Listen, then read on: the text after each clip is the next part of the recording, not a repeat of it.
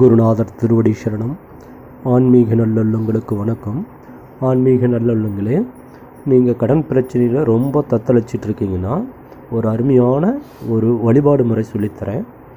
என்ன பண்ணணுன்னா, ஒரு 5 கிராம் வெள்ளிக்காயின்னு சின்னதாக ஒன்று வாங்கி அந்த வெள்ளிக்காயினை நல்லா பஞ்சகவ்யம் இதெல்லாம் போட்டு கழுவிட்டு உங்களோட பூஜை ரூமில் உட்காந்து அம்மா மகாலட்சுமி தாயோட மந்திரங்களை, உங்களுக்கு என்ன மந்திரம் தெரியுதோ அந்த மந்திரங்களை ஒரு 108 தடவை டெய்லி ஒரு 11 நாள் அந்த காயினுக்கு உருவேற்றுங்க.